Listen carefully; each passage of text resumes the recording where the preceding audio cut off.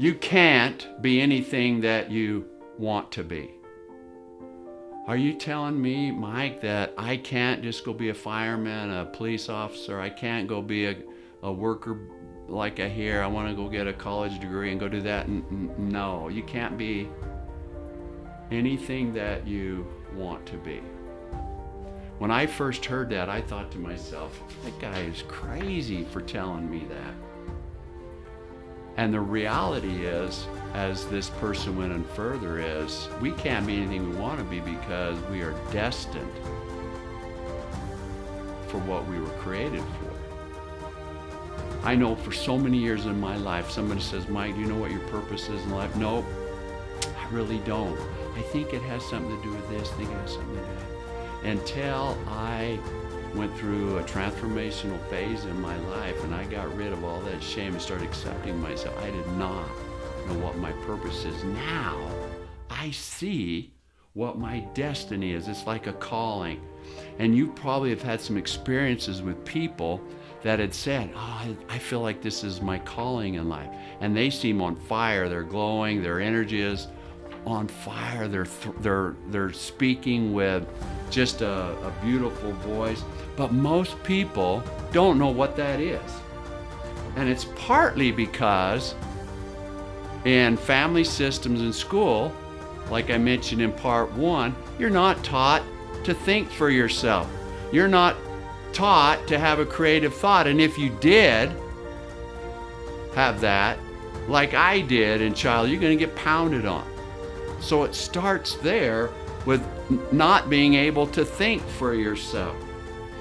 There's such a sheep mentality as a result at schools. If this is people and this is you and you're in this little system, that system is identified by the attributes of the sheep.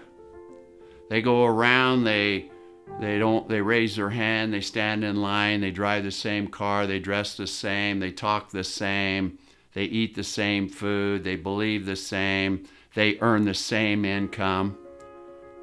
And the reality is, where life happens is outside of that. This is where you think for yourself.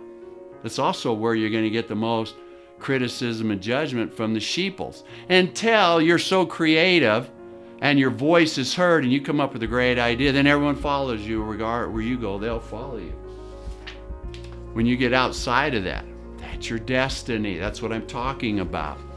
You are meant to be out there. Inside of the little sheeple crowd, you'll never find your destiny. Outside of that, you can.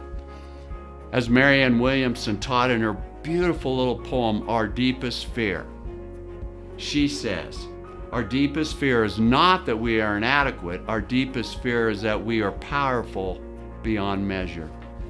It is the most fear that we have, and that is fear of being successful. There's a link below.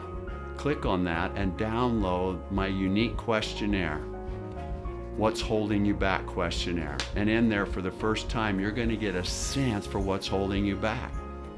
You're going to get a sense for maybe the system that you were in and why you're still stuck there.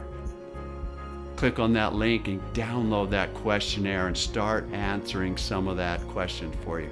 I'll see you in part 3 of this series on fear and shame.